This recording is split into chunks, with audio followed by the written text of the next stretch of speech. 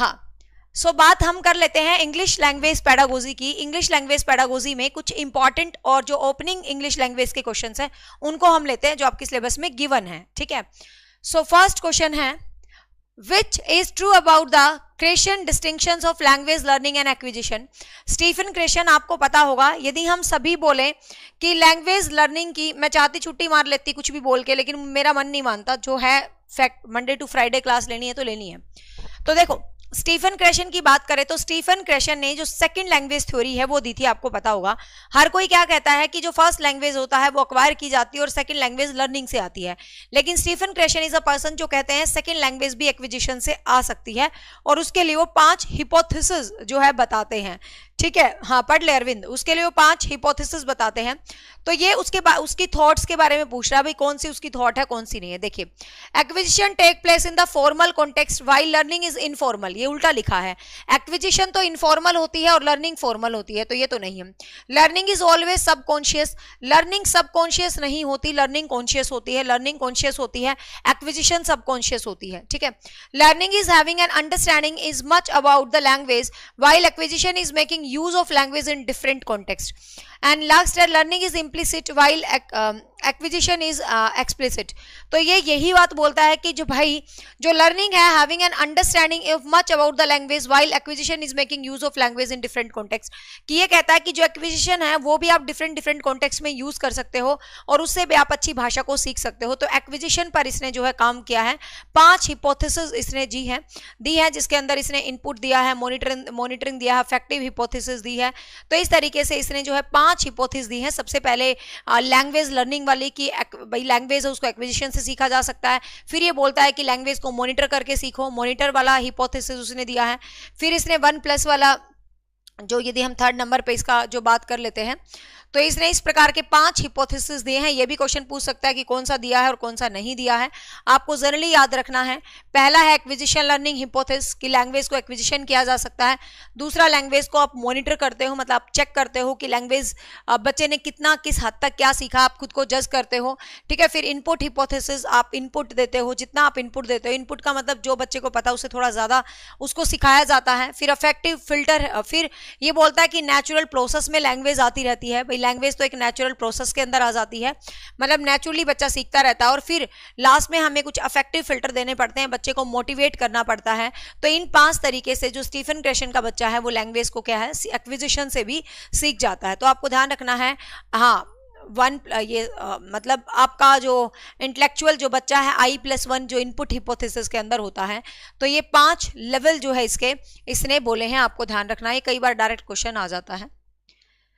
Next है the term zone of proximal development is associated with, जो term है that is zone of proximal development, ये associate करती है किससे? तो जेडपीडी है, कई बार बता चुके हैं। जेडपीडी जो टर्म है ये किससे एसोसिएट करती है? भाई आपके वाइगोस्की से ये टर्म जो है एसोसिएट करती है। कि वाइगोस्की का मानना है कि एक बच्चा होता है और एक बड़ा आदमी होता है जो MKO है, और एक बच्चा होता है, और बच्चे के पास जो ज्ञान है और यहाँ तक जाते जाते जो ज्ञान का एक क्षेत्र बनता है वो क्या कहलाता है भाई? जेडपीडी बनाता है। तो वो किसने बोला है भाई? वाइगोस्की ने बोला है, ठीक है। तो वो किसने बोला है? वाइगोस्की ने। नेक्स्ट है, Which of the following is statement is not true about the descriptive grammar? Descriptive grammar कौन सी होती है? डिस्क्रिप्टिव ग्रामर कह दो, फंक्शनल ग्रामर कह दो। फंक्शनल ग्रामर को ही हम क्या बोलते हैं? डिस्क्रिप्टिव ग्रामर भी बोलते हैं, ठीक है। तो ये पूछ रहा है कि कौन सा फॉलोइंग ट्रू नहीं है आपका डिस्क्रिप्टिव ग्रामर के लिए। तो ये आपसे क्वेश्चन पूछ रहा है कि विच is not true for the descriptive grammar. तो देखते हैं, descriptive grammar is based on the actual uses of the language. ये कहता है जो डिस्क्रिप्टिव ग्रामर है वो एक्चुअल यूजेस पर बेस्ड है, एक्चुअल यूजेस ऑफ लैंग्वेज, भी लैंग्वेज के क्या यूज होते हैं। Yes, descriptive grammar is functional grammar. Functional grammar कौन सी होती है? जो आपको बताती है how to write and how to read, जो लैंग्वेज के स्किल्स के ऊपर काम करती है वो होती है फंक्शनल ग्रामर। तो बिल्कुल वो आपकी लैंग्वेज को यूज करना सिखाती है, 100% सिखाती है। Descriptive grammar record sentence as they are spoken on written, spoken and written जो सेंटेंसेज होते हैं उन पर भी काम करती है, मतलब how to write and how to read, ये तो डिस्क्रिप्टिव ग्रामर का, फंक्शनल ग्रामर का पार्ट बिल्कुल होता है। Descriptive grammar tells us how ought we use a language, हम लैंग्वेज को कैसे यूज करते हैं, बिल्कुल डिस्क्रिप्टिव ग्रामर आपको बताती है। लेकिन डिस्क्रिप्टिव ग्रामर आपके रूल्स को कंटेन नहीं करती है। रूल्स को जो कंटेन करती है वो होती है आपकी ट्रेडिशनल ग्रामर, ठीक है।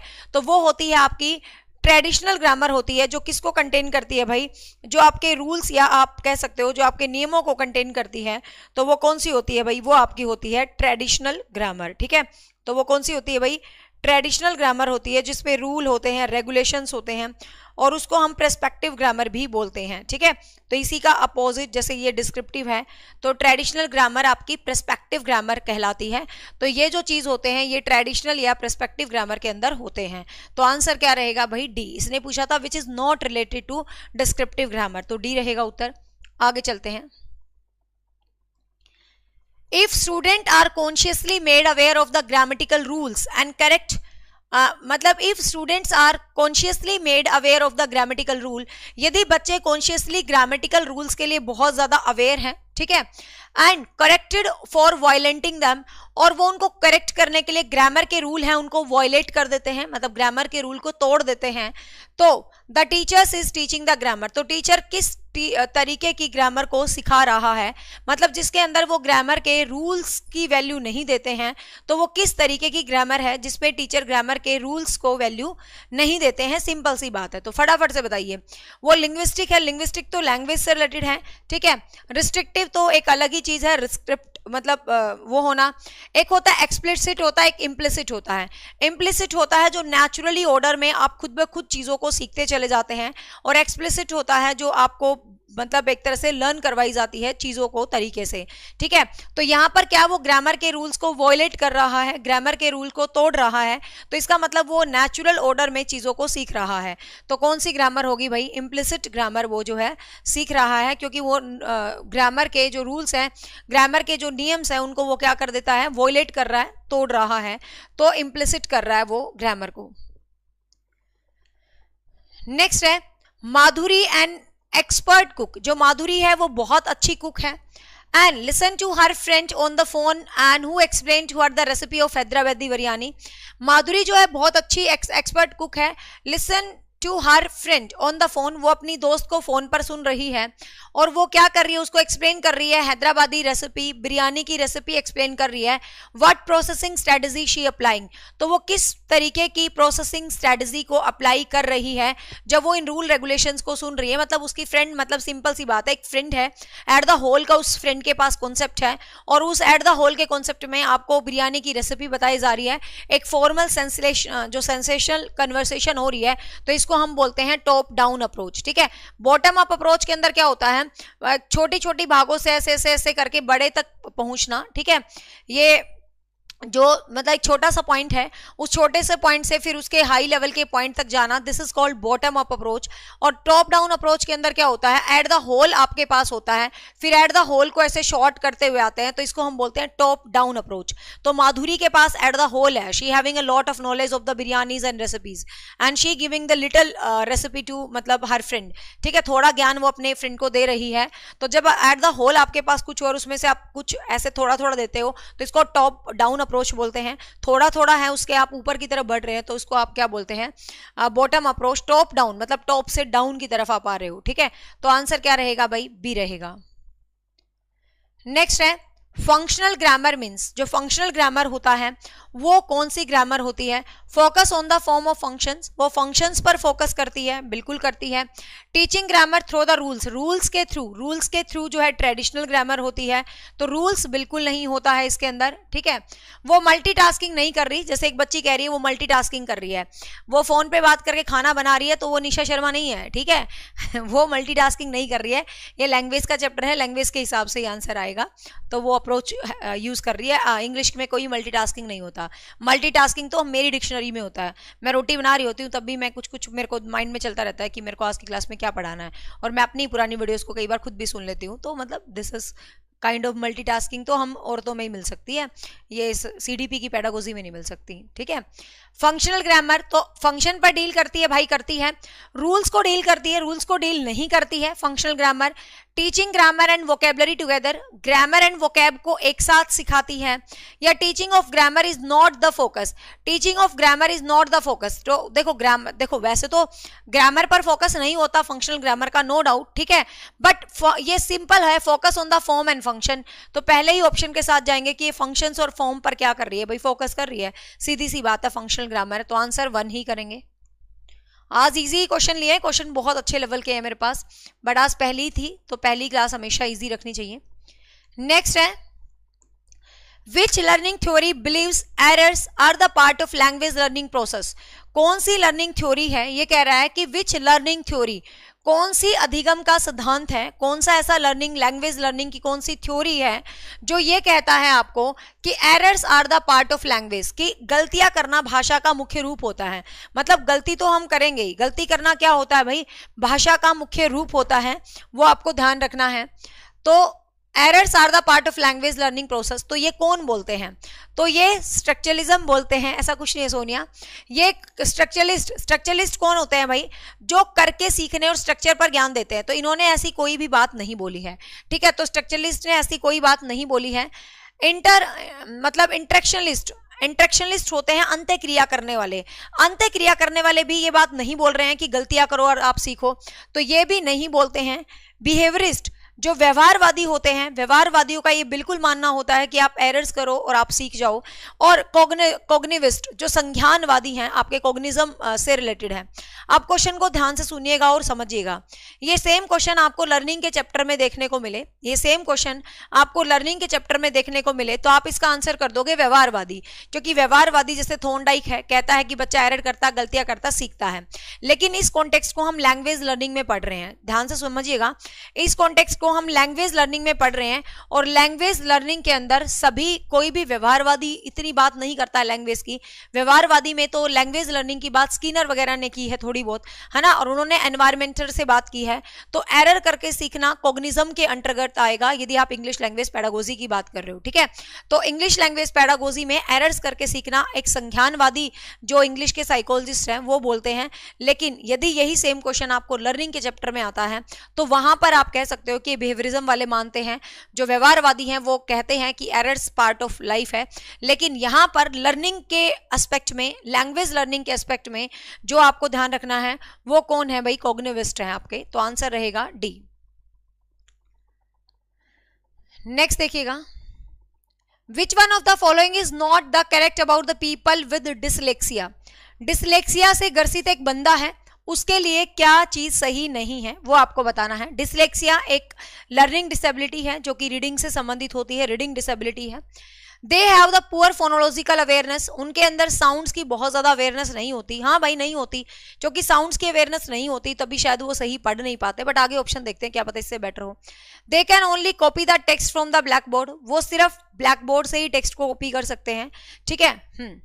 हाँ, सीडीपी में लर्निंग के हिसाब से बिहेवियरिज्म आएगा, बट लैंग्वेज लर्निंग के हिसाब से कॉग्निज्म आएगा। कॉग्निज्म के अंदर सब कुछ आ जाता है लैंग्वेज लर्निंग में, ठीक है। पेपर में कैसे पता चलेगा, अरे common sense is not so common in common people. Paper में इंग्लिश के सेक्शन में क्वेश्चन है तो इंग्लिश लैंग्वेज से आया है, सीडीपी के सेक्शन में क्वेश्चन है तो सीडीपी से आया है, बस पेपर में सेक्शन बने होंगे, क्यों ही टेंशन ले रहे हो। हाँ, they have the difficulties with the motor timing, मतलब उनको टाइम मैनेज करने में, जो अपनी मोटर टाइम का मतलब कोई भी वो क्रिया कर रहे हैं तो उसके अंदर उनको टाइम मैनेज करने में दिक्कत आएगी। ये कह रहा है which one of the following is not correct, with not correct बताना है, ठीक है। They confuse the word which are visual alike, जो शब्द सेम दिखते हैं वो उनमें कंफ्यूज रहते हैं, बिल्कुल ठीक है ये स्टेटमेंट, ठीक है। They are the poor phonological awareness, उनके अंदर ध्वनि साउंड वर्ण की सही अवेयरनेस नहीं होती तभी वो सही से लिख नहीं पाते, तो ये भी बिल्कुल ठीक है। They can only copy text from the black board, वो सिर्फ ब्लैक बोर्ड से ही कॉपी कर सकते हैं, ऐसा नहीं है। जिसको डिसलेक्सिया है, डिसलेक्सिया के तो बहुत सारे पार्ट है, उसको तो अलेक्सिया भी हो सकता है, उसको तो शब्द अंधता भी हो सकता है, उसको नहीं पता होता कि ये शब्द भी क्या लिखा है, तो वो बोर्ड से भी कैसे उतार सकता है, ठीक है। They have difficulties with the motor timing, motor timing का मतलब क्या है कि पर्टिकुलर टाइमिंग के अंदर भी वो चीजों को मैनेज नहीं कर पाते, तो ये वैसे तो देखा जाए तो ये भी गलत है डिसलेक्सिया वाले को, और ये भी नहीं होता। ऐसे क्वेश्चन कई बार आ जाते हैं एग्जाम्स में जिनके आंसर की पे हमेशा पंगा होता है, ठीक है, क्योंकि सही उत्तर तो इसका 1 एंड डी है, ये दोनों ही डिसलेक्सिया के पॉइंट होते हैं। बट आप ये नहीं कह सकते कि they can only copy, they can only copy the text from the black board, वो सिर्फ ब्लैक बोर्ड से ही टेक्स्ट को कॉपी कर सकते हैं, ऐसा नहीं है डिसलेक्सिया के लिए, ठीक है। They have difficulties with motor timing, तो उनके स्किल्स में लिखने में गलतियां हो सकती हैं, पढ़ने में गलतियां हो सकती है, तो हम इसको भी कंसिडर करके चलेंगे कि डिसलेक्सिया का पार्ट है, तो एलिमिनेट करेंगे भाई। वैसे भी ओनली वाले शब्द वाले जो क्वेश्चंस होते हैं ना वो कहीं ना कहीं वैसे ही एलिमिनेट हो जाते हैं इनफैक्ट, ठीक है। तो आंसर यहाँ पर क्या रहेगा, बी रहेगा। जो कि सी को हम एलिमिनेट क्यों नहीं करेंगे, ध्यान से देखिए, जब हम दो में ऐसे फंस जाते हैं तो आपको कॉन्सेप्ट को समझना है। ये कह रहा है कि डिफिकल्टीज है मोटर टाइमिंग। मोटर टाइमिंग कुछ भी हो सकता है, उसका पढ़ने का टाइम हो सकता है, उसका चीजों को एनालिसिस करने का टाइम हो सकता है, तो डिसलेक्सिया हो सकता है, ठीक है। लेकिन सी ऑप्शन में कोई डिसलेक्सिया, बी ऑप्शन में कोई डिसलेक्सिया नहीं है कि डिसलेक्सिया वाला बच्चा ओनली ब्लैक बोर्ड से कॉपी करे, वो तो कॉपी ही नहीं कर पाता, वो शब्दों को समझ ही नहीं कर पाता है ना। तो ध्यान रखना, नोट पूछा है, नोट पूछा है तो वैसे भी बी रहेगा इसका आंसर, ठीक है, तो बी है। और ओनली वगैरह जो आ जाता है ना, ये वैसे ही नेगेटिव वर्ड होते हैं। नेक्स्ट है error caused due to the affect from the first language is called. ये कह रहा है एरर कॉज्ड, गलतियां होती हैं, due to the affect from, affect from लिखा है, ध्यान से देखिएगा, सेंटेंस को समझिएगा। ये कह रहा है, हाँ ओनली नेगेटिव वर्ड है वैसे भी, ये लास्ट में मैं शॉर्ट भी बताऊंगी आपको। Errors caused due to the affect from the first language is called. ये कह रहा है पहली भाषा से गलतियां होती हैं। ये क्वेश्चन को समझो, ये कह रहा है error caused due to the affect from the first language, पहली लैंग्वेज से, तो पहली लैंग्वेज से दूसरी लैंग्वेज में, दूसरी लैंग्वेज से पहली लैंग्वेज में, यही तो गलती होंगी। तो ये गलती क्या कहलाएंगी, intralingual error, interlingual, over generalisation error due to fatigue. Fatigue का कोई सीन नहीं है, एक भाषा से दूसरी भाषा में जाना। तो आपको ये दो शब्दों को थोड़ा सा ध्यान से, मैंने कई बार समझाया हुआ आपको हार्वर्ड गार्डनर थ्योरी में भी, ये दोनों शब्द ध्यान रखना, इंट्रा और इंटर कई बार आते हैं। इंट्रा शब्द होता है खुद से रिलेटेड, जहां भी इंट्रा आ जाए समझ लेना ये खुद से रिलेट करता है।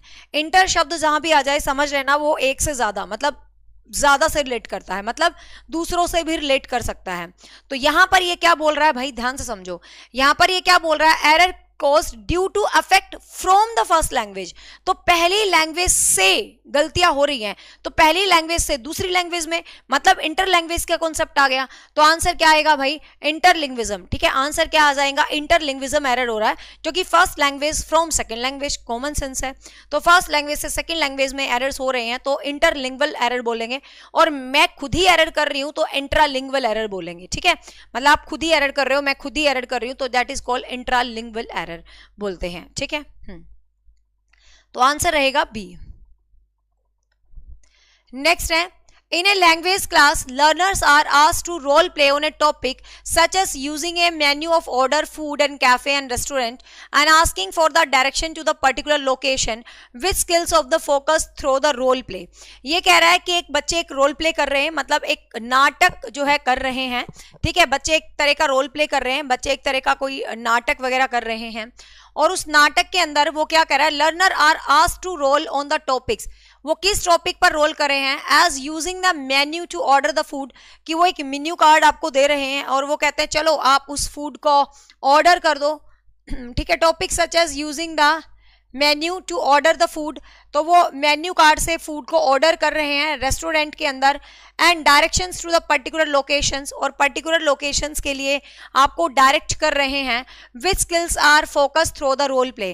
तो इस प्रकार के रोल प्ले में वो लैंग्वेज के कौन से स्किल्स को यूज कर रहे हैं। तो सबसे पहले आप देखो नाटक हो रहा है, तो नाटक के अंदर क्या होता है, हमेशा नाटक के अंदर क्या होता है, तुम खुद सोचो, नाटक के अंदर एक बंदा बोलता है और दूसरा उसकी सुनता रहता है। रोल प्ले जब आ जाता है तो रोल प्ले के अंदर अब आप ये मत सोचना कि मेन्यू कार्ड दिखा रहा है तो मेन्यू कार्ड को तो पढ़ के ऑर्डर दिया जाता है, ठीक है, वो रोल प्ले कर रहा है, मतलब वो स्टेज के ऊपर परफॉर्म कर रहा है, तो वो एक बंदे से कह रहा है कि हाँ भाई मेन्यू कार्ड लेके आओ, हम उससे ऑर्डर करेंगे, और सुन रही है जो पब्लिक है उसको क्या कह रही है भाई, सुन रही है, ठीक है। तो listening and speaking, reading and speaking, देखो राइटिंग का तो कोई सीन नहीं है, ध्यान से देखो, राइटिंग को तो काट दो, राइटिंग का तो कोई भी लेना देना, जो आपका रोल प्ले है उसके अंदर राइटिंग का कोई भी लेना देना नहीं है। अब यहां पर देखिएगा, in a language class learners are asked to, learners को कहा कि एक टॉपिक पर रोल प्ले करो, using a menu to order the food, कि भाई एक मेन्यू कार्ड है, चलो फूड ऑर्डर करो, cafe and restaurant, and ask for the direction of particular locations, और उनसे कहा कि चलो पर्टिकुलर लोकेशंस पर आप काम करें। तो देखो यहाँ पर रीडिंग, अब इन सरफेस लेवल पर देखने में लग रहा है कि भाई वो मेन्यू कार्ड को रीड कर रहा है, लेकिन यहाँ पर एक लर्नर दूसरे लर्नर्स को रोल प्ले के अंदर अभिनय कर रहे हैं, तो अभिनय में एक बंदा बोल रहा है और दूसरा उसको सुन के उसको रिप्लाई दे रहा है, ठीक है। तो यहाँ पर लिसनिंग एंड स्पीकिंग का यूज हो रखा है, ये मत सोचना कि मेन्यू कार्ड आ गया तो आपको मेन्यू कार्ड को रीड किया जा रहा है, क्योंकि रोल प्ले है तो नाटक है, नाटक के अंदर वो एक दूसरा बंदा कह रहा है ये मेन्यू कार्ड है और इस मेन्यू कार्ड से हम चीजों को ऑर्डर करते हैं, दूसरा उसको सुन रहा है, पब्लिक ऑडियंस उसको सुन रही है। तो यहाँ पर जो स्किल्स यूज हो रहे हैं वो कौन से हो रहे हैं, लिसनिंग एंड स्पीकिंग जो है स्किल्स बेसिकली यूज हो रहे हैं, क्योंकि बाद में वो क्या कर रहा है भाई, बोल रहा है, और पहले वो क्या कर रहा है, उसकी सुन रहा है कि आपको मेन्यू कार्ड से जाना है, ऑर्डर करना है, तो पहले जो नाटक में जो ऑर्डर दे रहा है वो उसको सुन रहा है, ठीक है। और मेन्यू कार्ड में एक बंदे ने ऑर्डर भी कर दिया, फुल प्लेट मोमोज, टिक जाओ धरती पे मोमोज। चलो क्लियर। तो यहाँ पर लिसनिंग एंड स्पीकिंग हो रहा है, क्योंकि जब अभिनय प्ले किया जाता है ना, बस इतना से याद रखना, अभिनय जब प्ले होता है तो अभिनय के अंदर कोई रीडिंग राइटिंग का कॉन्सेप्ट नहीं होता। जब भी कोई आप रोल प्ले करते हो तो आप हमेशा स्पीक करते हो और ऑडियंस आपकी सुनती है, ठीक है। हाँ, नेक्स्ट है some of the original words from the text are replaced with the word that learner. ये कह रहा है some of the original words from the text are replaced with the other word. कुछ टेक्स्ट बुक में शब्द हैं जो दूसरे शब्दों के अंदर क्या कर दिए गए हैं, रिप्लेस कर दिए गए हैं। क्या कह रहे हैं, some of the original words from the text, आपके टेक्स्ट से कुछ ओरिजिनल वर्ड हैं, ठीक है। हाँ, बी को वैसे देखो सरफेस लेवल पर जब हम इसको पढ़ रहे हैं ना तो बी ठीक लग रहा है कि भाई वो मेन्यू कार्ड को पढ़ रहा है और बोल रहा है कि चीजें ले आओ, ठीक है। बट जब आप ऑफिशियल रूप से देखें ना, रोल प्ले क्या होता है, रोल प्ले एक नाटक होता है, नाटक के अंदर पढ़ना और राइटिंग स्किल्स को अवॉइड किया जाता है, नाटक के अंदर हमेशा लिसनिंग और स्पीकिंग स्किल को यूज किया जाता है, ठीक है। डीप में जाए तो some of the original words from the text are replaced with the words, मतलब ये कह रहा है टेक्स्ट बुक के कुछ ओरिजिनल वर्ड है उनको रिप्लेस कर दिया गया है लर्नर्स के लिए, कैसे शब्द से, जिन शब्दों से वो फैमिलियर हैं, मतलब जिन शब्दों को वो जानते हैं, उनके साथ through this process the teacher attempt. ये क्या कह रहा है कि भाई कुछ शब्द हैं आपके, उन शब्दों में वो कुछ ऐसे शब्दों को प्रयोग कर रहा है, ठीक है, कुछ ऐसे शब्दों को प्रयोग कर रहा है जिसमें वो क्या कह रहा है, ऐसे शब्दों को प्रयोग कर रहा है जिससे आप फॉर्मल हो, मतलब वो पुराने शब्दों को कुछ नए शब्दों से, कुछ जाने पहचाने शब्दों से यूज कर रहा है। तो वहां पर आपको ध्यान रखना है कि वो किस तरीके का अटेम्प्ट कर रहा है टीचर, ठीक है। तो देखो स्ट्रक्चरल कंट्रोल तो तब करता जब वो किसी स्ट्रक्चर पर बात कर रहा होता, किसी बेसिक सब्जेक्ट वर्ब या किसी पैटर्न पर बात कर रहा होता, तो वो स्ट्रक्चरल अप्रोच के अंदर आएगा। इंफॉर्मेशनल कंट्रोल, यहाँ पर किसी तरीके का कोई इंफॉर्मेशन नहीं दिया जा रहा है तो इंफॉर्मेशनल कंट्रोल भी नहीं है, सिलेबस का तो कोई लेना देना ही नहीं है। देखो जो भी शब्दों की बात आई, वोकैब की बात आई, एक शब्द को दूसरे से चेंज कर दिया, तो शब्द किससे रिलेटेड होते हैं, डिक्शनरी से। और लेक्सिकल मैंने आपको बताया था, लेक्सिकल जो होता है वो डिक्शनरी से संबंधित होता है। तो शब्द इधर से उधर चेंज हो रहे हैं, शब्दों पर कंट्रोल हो रहा है, तो इसको हम लेक्सिकल कंट्रोल बोलते हैं, ठीक है। तो इसको हम क्या बोलते हैं, लेक्सिकल कंट्रोल बोलते हैं। तो आंसर 1 रहेगा। तो आंसर क्या रहेगा भाई, 1। नेक्स्ट है इन ए क्लासरूम, एक क्लासरूम है, students listen to the historical and culture background. एक क्लासरूम है, उसके अंदर जो स्टूडेंट है वो हिस्टोरिकल और कल्चर बैकग्राउंड को, स्टोरी का एक मतलब हिस्टोरिकल और कल्चर बैकग्राउंड है। The teacher asked them to compare with their background and predict the story. मतलब वो कह रहा है कि मतलब टीचर को एक कहानी पढ़ानी है, उसका कोई बैकग्राउंड है, तो टीचर उन बच्चों को बताता है कि ऐसा ऐसा बैकग्राउंड है, तुम उसको ना कंपेयर करो, मतलब किसी बैकग्राउंड से, ठीक है, उस स्टोरी को, और कोई टास्क उस तरीके का परफॉर्म करो। तो टीचर क्या कर रहा है, मतलब इस तरीके में टीचर क्या कर रहा है वो बताना है। तो प्री रीडिंग एक्टिविटी, मतलब वो पढ़ाने से पहले की एक्टिविटी कर रहा है। देखो while reading activity, while reading activity कब आता, जब वो पार्ट को पढ़ा रहा होता और पढ़ाते पढ़ाते बीच में आपसे बातें करता है, कुछ पूछता, तो उसको तो हम बोलते कि भाई वाइल रीडिंग एक्टिविटीज हो रहा है। तो इसका मतलब पार्ट को तो पढ़ाना शुरू ही नहीं करा, वो तो उसके हिस्टोरिकल बैकग्राउंड पे काम करवा रहा कि भाई हिस्टोरिकल बैकग्राउंड ऐसे ऐसे है पार्ट का। तो जब वो हिस्टोरिकल बैकग्राउंड पर काम करवा रहा है तो इसका मतलब वो कौन सी एक्टिविटी करवा रहा है भाई, वो प्री रीडिंग एक्टिविटी करवा रहा है, ठीक है। वो कौन सी एक्टिविटी करवा रहा है, प्री रीडिंग। भाई वो क्या बोल रहा है कि हम ये पार्ट को पढ़ेंगे, पढ़ने से पहले तुम भूमिका बना दो इस पार्ट की, तुम्हें क्या लग रहा है इस पार्ट के बारे में, तो प्री रीडिंग बना रहा है। स्कीमिंग, स्कैमिंग, ये रीडिंग के टाइप होते हैं। स्कीमिंग, स्कैमिंग, स्कैनिंग के अंदर होता है किसी भी चीज को, जब कहते हैं ना उसका एक मेजर पॉइंट थीम आप निकाल के लाते हो तो वो स्कैनिंग होता है, और स्कीमिंग होता है जब आप सरसरी तौर पर पढ़ते हो, जैसे न्यूज़पेपर रीडिंग वगैरह पढ़ते हो, तो ये स्कीमिंग होता है। तो यहाँ पर ना तो स्कीमिंग कर रहा ना स्कैमिंग कर रहा, वो तो पाठ को पढ़ाने से पहले उसका बैकग्राउंड तैयार करने की बात कर रहा है। तो वो क्या कर रहा है भाई, प्री रीडिंग एक्टिविटी कर रहा है। ठीक है, जैसे हम स्कैन करवाते हैं, बॉडी स्कैन करवाते हैं, अंदर तक का सब कुछ पता लग जाता है, तो डीप जो पता लगता है तो वो तो स्कैनिंग में लगता है। स्कीमिंग क्या, ऊपर ऊपर से सरसरी जो रीडिंग होती है, जैसे ऐसे ऐसे पढ़ते हैं ना, ये वाला टाइप। ठीक है, तो ये क्या होता है भाई आपका स्कीमिंग। नेक्स्ट है, which of the following completely discourage the use of the mother tongue in the language classroom. कौन सा मेथड है जो कि मदर टंग को लैंग्वेज की क्लासरूम में टोटली डिस्करेज करता है कि भाई लैंग्वेज की क्लासरूम में आपका मदर टंग यूज ही नहीं होगा, तो वो कौन सा मेथड होता है। ठीक है, स्कीमिंग होता है, ये मैं रीडिंग के जो टाइप्स होते हैं उनके अंदर होता है, रीडिंग के टाइप होते हैं। जब आप किसी को सरसरी तौर पर पढ़ते हो ना किसी बात को, तो उसको स्कीमिंग बोलते हैं। जैसे न्यूज़पेपर पढ़ना, अपना जो चैनल है, जो नए बच्चे हैं अपने चैनल के शॉर्ट सेक्शन को जरूर विजिट करें, वहां पर मैंने इंग्लिश पेडागोजी की बहुत छोटी छोटी बहुत सारी बातें बता रखी हैं। Code switching, code mixing, skimming, scamming, ये छोटी छोटी स्टीफन क्रेशन, इन छोटी छोटी बातों से मगर कहते हैं ना शक्तिमान की मोटी मोटी बातें, तुम्हारे बहुत क्वेश्चन कवर हो जाएंगे। सीडीपी और इंग्लिश पेडागोजी की बहुत शॉर्ट्स बनाए हुए हैं मैंने, शॉर्ट सेक्शन विजिट कर लेना। हाँ, क्लियर। तो which of the following completely discourage कर रहा है भाई, एनकरेज नहीं कर रहा, अरे भाई डिस्करेज कर रहा है, ध्यान से देखो। हाँ, which of the following completely discourage the use of mother tongue, तो बिल्कुल भी मदर टंग को यूज नहीं करना, तो वो कौन सी लैंग्वेज होती है भाई, वो आपकी होती है, वो यहाँ पर ऑप्शन में ही नहीं है, एक सेकेंड, अच्छा हो है तो सही, तो वो कौन सी होती है भाई आपकी, डायरेक्ट मेथड। ठीक है, वो कौन सा होता है, डायरेक्ट मेथड। इंग्लिश लैंग्वेज को पढ़ाने के 3 इंपॉर्टेंट मेथड होते हैं। एक होता है जो अपना टिपिकल ट्रेडिशनल, जो ग्रामर कम ट्रांसलेशन मेथड, मतलब जो ट्रांसलेशन मेथड कह सकते हो, जो सबसे ट्रेडिशनल होता है, जिसमें आप point to point, word to word, sentence to sentence transfer करते रहते हो, चीज को ट्रांसलेट करते हो, तो डेट इज ट्रांसलेशन मेथड, जिसमें मदर टंग का बहुत ज्यादा हेल्प लिया जाता है, बहुत ज्यादा क्या, mostly mother tongue line to line चलता है, जो हमारे बचपन का, दिस इज अ बैट, यह एक बल्ला है, this is kind of translation method. Direct method होता है लैंग्वेज टू लैंग्वेज टीचिंग, जिसके अंदर आप सेम लैंग्वेज में करते हो, उसके अंदर आप मदर टंग को बिल्कुल डिस्करेज करते हो, अवॉइड करते हो। ठीक है, तो आंसर यही आएगा। बाइलिंगुअल अप्रोच के अंदर क्या होता है, अब बाइलिंगुअल होता है 2 भाषा, लेकिन यहाँ पर ये नहीं है 2 भाषा। बाइलिंगुअल का मतलब है टीचर मोस्टली टाइम इंग्लिश में ही पढ़ाएगा, but whenever he feels difficulty to make the meaning understandable to the student, जब उसको लगता है कि स्टूडेंट उस पर्टिकुलर मीनिंग को अंडरस्टैंड नहीं कर पा रहे, and that time, at that particular time he uses English language. ठीक है, मतलब मोस्टली टाइम वो इंग्लिश यूज कर रहा है, but at that particular time he start using your mother tongue. ठीक है, पर्टिकुलर चीज का अर्थ बताने के लिए मदर टंग को यूज करता है, तो वो बाइलिंगुअल होता है, ये अलग मेथड है, डायरेक्ट अलग मेथड है। ठीक है ना। And task based language teaching, मतलब जो आपको कोई टास्क दे देते हैं, कोई भी एक्टिविटी दे देते हैं, उसके बेस्ड पे आपको पढ़ाते हैं। और कम्युनिकेटिव अप्रोच, जब कम्युनिकेशन पर काम करके आपको पढ़ाया जाता है। ठीक है, तो इसका आंसर रहेगा बी।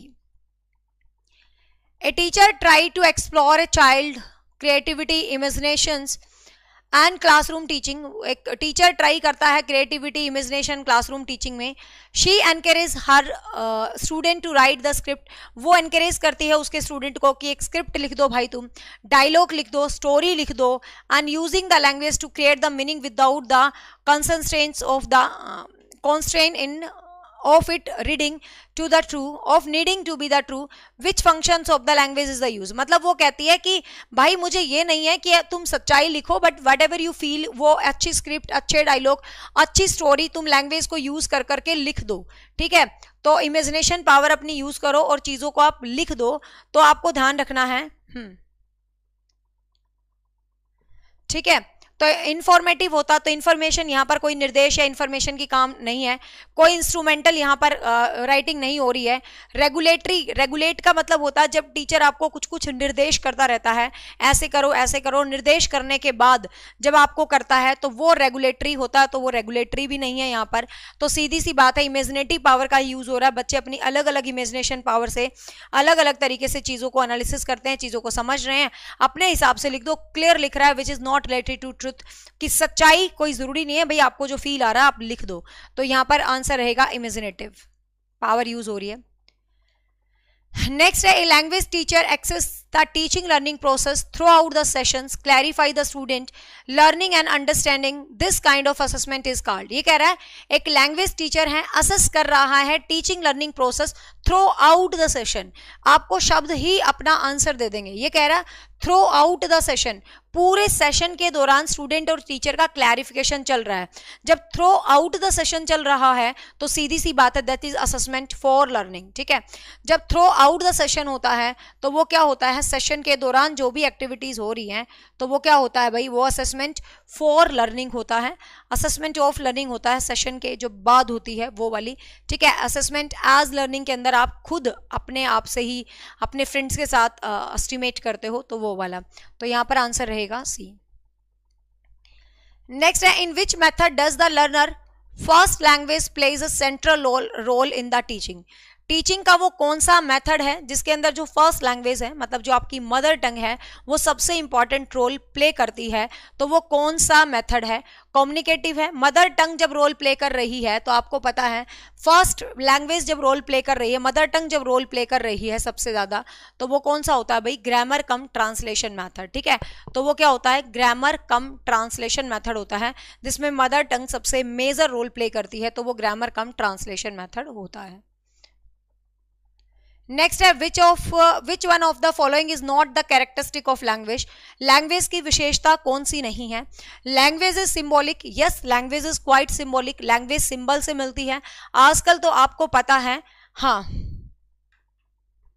तो लैंग्वेज तो बिल्कुल सिंबॉलिक होती है. लैंग्वेज सिंबल से मिलती है, बिल्कुल मिलती है भाई. आजकल आपको पता है सिंबल्स हैं. अब व्हाट्सएप की इमोजी ही लगा लो. ठीक है, आजकल सिंबल से ही भाषा चलती है. व्हाट्सएप पे लोग टाइप करने की जहमत तो उठाते ही नहीं है. तुम्हें हंसी आ रही है तो तुम खिरखिर वाली वो दो हंसने वाली ऐसे ऐसे खिरखिर वाली इमोजी लगा देते हो. तुम्हें किसी पे प्यार आ रहा है तो हार्ट चिपका देते हो. किसी पे गुस्सा आ रहा हो तो वो लाल सा मुंह बना देते हो. अब लाल मुंह तुमने बना दिया, लेकिन लाल मुंह बनाने का मतलब क्या, ये थोड़ी ना है कि तुम्हारा मुंह लाल हो रहा है, इसका मतलब तुम्हें गुस्सा आ रहा है. ठीक है ना. अब स्माइल है तो स्माइल बना दी, कितनी प्यारी प्यारी इमोजी है ये व्हाट्सएप में. चलो तुम भी इमोजी बनाओ, whatever you feel with the class. कोई अच्छा लग रहा है थम्स अप दे देते हैं. तो कहने का मतलब, जैसे ये रेखा ने इमोजी बना दी, तो ये सिंबल लैंग्वेज है. तुझे हंसी किस बात की आ रही है रे, हैं? तो ये सिंबल लैंग्वेज है. ठीक है, तो इसको हम सिंबॉलिक लैंग्वेज बोलते हैं. दस, यस, लैंग्वेज इज सिंबॉलिक. सो आज के क्लास के कमेंट सेक्शन में तुम्हें सिंबल से ही अपने कमेंट को रिप्रेजेंट करना है. ठीक है, चलो आज मैं तुम्हें एक क्वेश्चन देके जाती हूँ मजे वाला. आज है ना, वैसे भी नींद आ रही है बड़ी रात को. आज की क्लास में तुम्हें क्लास कैसी लगी, अब नहीं करना कमेंट, अब नहीं करना कमेंट. जब क्लास खत्म हो जाएगी तो उसके कमेंट सेक्शन में आपने कमेंट करना है, लेकिन लिखकर नहीं करना है, इमोजी से करना है. Whatever you feel for the class. ठीक है, तो तुम्हें इमोजी से आज के सेशन को खत्म होने के बाद, अभी तो मैं क्लास पढ़ाऊं बाद में देखूंगी ना, तो तुम्हें इमोजी से बताना कि आज की क्लास कैसी लगी. तो क्लास सिंबॉलिक होती है, बिल्कुल होती है. ठीक है, language is static. Language static, static का मतलब फिक्स होती है. लैंग्वेज कभी फिक्स होती है. ठीक है, लैंग्वेज कभी फिक्स होती है क्या, मतलब लैंग्वेज कभी स्टैटिक होती है. आप बड़े बूढ़ों से बात सुनिए ना, 4 कोस पे बदले पानी, पता नहीं क्या, 2 कोस पे बदले वाणी, 4 कोस पर बदले वाणी, ऐसी कुछ कहावत होती है.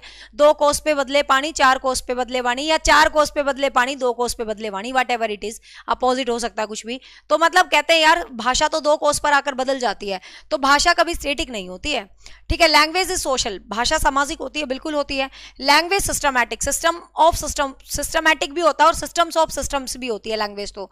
ठीक है, तो ये कह रहा है which is not the characteristic, तो नॉट है. Language is static, language static नहीं होती है.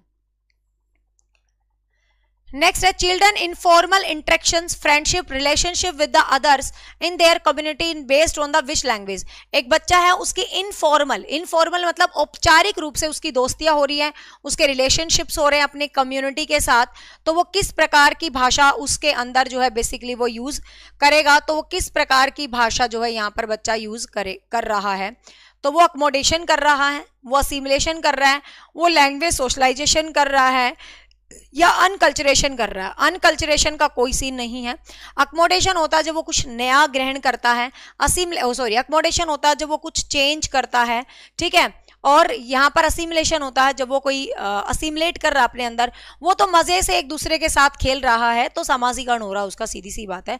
तो उसका क्या हो रहा है भाई, समाजीकरण हो रहा है उस बच्चे का. ठीक है, क्लियर. तो वी हैव कंप्लीटेड 25 क्वेश्चंस। तो बहुत है आज के लिए। आपके पेपर में तो 15 आने हैं स्टेट में, और आपके इसके अंदर 20 आने हैं, 10 आने हैं सॉरी, जेबीटी के अंदर। सीटेड में 15 ही आने, 15 से ऊपर कहीं नहीं आते। फिर भी मैंने चलो 25 क्वेश्चन करवा दिए हैं। आज के लिए इतना ही काफ़ी है। आज लेट हो गए, थोड़ा सा एनर्जी लेवल डाउन हो जाता है यार, मतलब पूरे दिन पढ़ाते पढ़ाते इस टाइम आके, है ना। हाँ, अब कुछ बच्चे पूछ रहे हैं क्या रोज आप इसी वक्त क्लास लेते हो? नहीं भाई, मैं रात की रानी नहीं हूँ। मुझे इस टाइम मेरे को कमेंट रिप्लाई करके सोना होता है, ठीक है। ये टाइम मेरा कमेंट रिप्लाई करने का होता है। पूरे दिन के जो जो इश्यूज होते हैं बच्चों के, चेकआउट करना होता है, किसी का कुछ रह ना गया हो, तो इस टाइम मैं नहीं पढ़ाती हूँ। मेरा जो पढ़ाने का टाइम है वो मंडे टू फ्राइडे है, रात 9 बजे, ठीक है। मंडे टू फ्राइडे आपकी क्लास जरूर होगी रात 9 बजे। क्लास इधर उधर हो जाती है तो मैं शेड्यूल कर देती हूँ। जैसे मैं मान लिया आज 9 बजे नहीं आई, लेट आई हूँ, तो मैंने शेड्यूल कर दी थी कि भैया आज 9:30 आऊँगी। तो इस तरीके से कुछ चेंज होता है तो मैं शेड्यूल कर देती हूँ। बट ये क्लास मंडे टू फ्राइडे वाली है, ठीक है, रात 9 बजे वाली। Bye bye, take care. अभी ऐप पर एक सब्जेक्ट का सिलेबस खत्म हो जाएगा तो शायद मेरी एक क्लास का टाइम टेबल फ्री हो जाएगा। फिर देखते हैं यूट्यूब पर एक और क्लास हम स्टार्ट करेंगे। And now don't forget to comment down, emoji के अंदर कमेंट करना है, ठीक है। Bye bye, take care, have a nice day, thank you so much. अब भाई रात को क्वेश्चन रिप्लाई करने का मेरा बिल्कुल मन नहीं है, कल करेंगे, ठीक है। जेबीटी स्क्रीनिंग का टेस्ट स्टार्ट भी कर दिया है। तुम यदि टेलीग्राम ग्रुप पे हो ऐप के तो चेक करो, हिंदी खत्म हो चुकी है ना, हिंदी का टेस्ट डाल चुकी हूँ मैं, देख ले। चल बाय बाय, टेक केयर। तुम्हें मजे हैं, तुम अपने बैठे बैठे पढ़ रहे हो चारपाई पे, मैं खड़ी हूँ। चलो मैं जा रही हूँ आज। कोई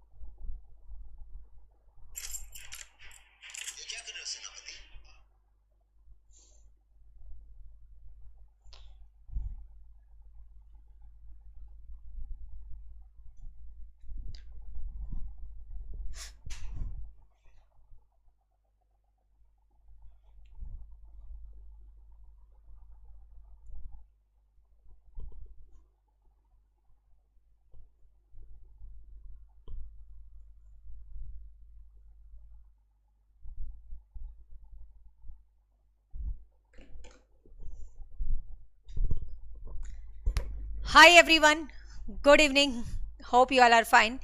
फटाफट से करते हैं आज के क्वेश्चन, आ जाओ फटाफट, बढ़िया वाले क्वेश्चन हैं आज।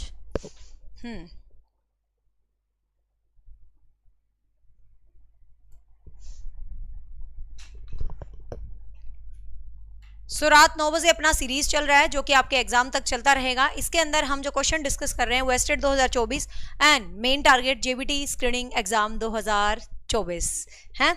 तो इनके ऊपर हम डिस्कस कर रहे हैं। सीडीपी, हिंदी एंड इंग्लिश, ये तीनों सब्जेक्ट मेरे हैं, तो मैं इन तीनों के मिक्स क्वेश्चंस आपको करवाऊंगी अल्टरनेट डेज पे। जैसे 3 दिन हम सीडीपी रखेंगे तो 2 दिन हम हिंदी इंग्लिश पेडागोजी रखेंगे, ताकि सबकी प्रैक्टिस हो जाए, ठीक है ना। सो आज जो हम क्वेश्चन डिस्कस करने जा रहे हैं, ये हम हिंदी पेडागोजी के वो क्वेश्चन डिस्कस कर रहे हैं जो प्रीवियस एग्जाम्स में ट्रेंड कर रहे हैं, मतलब प्रीवियस एग्जाम में रहे हैं। खासकर जो हमने टॉपिक पढ़ लिए हैं उनकी चीज़ों को हम डिस्कस करते हैं, तो वो क्लैरिटी ज़्यादा आ जाती है, ठीक है भाई। चलो फटाफट ट्राई करना आंसर देने का, चीजें मैंने सब पढ़ा रखी हैं, ट्राई करो आंसर देने की, ठीक है। फर्स्ट क्वेश्चन है, एडगर डेल के अनुभव शंकु के अनुसार निम्नलिखित में से कौन सा मीडिया एक छात्र को उसके अधिगम अनुभव से 30% की प्रतिधारित करने की क्षमता देता है। मतलब एडगर डेल ने जो कि टीचिंग लर्निंग मटेरियल के ऊपर उसने कौन का जो बहु इंद्रिय मॉडल अपना दिया था कि जो बच्चे हैं वो डिफरेंट डिफरेंट एक्सपीरियंस करके सीखते हैं, और 11 स्टेप में उसने एक्सपीरियंस को डिफाइन किया था। तो उसका मानना यह भी था कि बच्चे एग्जाम डेट के ऊपर और स्ट्रेटजी के ऊपर कल डिटेलिंग में बात करेंगे, पूरा दिन की स्ट्रेटजी आपको बना के दूंगी कि कैसे कैसे करना है, ठीक है। 28 सितंबर को कहा जा रहा है आपका एग्जाम होगा, टेंटेटिव है, वैसे तो मेंशन है टेंटेटिव है, तो होप सो ये टेंटेटिव की बजाय ये ओरिजिनल में बदल जाए। और ठीक है, कोई ऐसा मुद्दा नहीं है, पहले ये था अगस्त में हो जाएगा, सितंबर 1 सितंबर को हो जाएगा, तो उस हिसाब से पूरा अपने पास सितंबर है और अगस्त है। रिकॉर्डेड कंप्लीट हमारा ऑलरेडी बैच में है, लाइव भी पढ़ लेंगे इतने दिन में, तो किसी भी जेबीटी वाले को अब तो खैर टेंशन लेने की जरूरत ही नहीं है।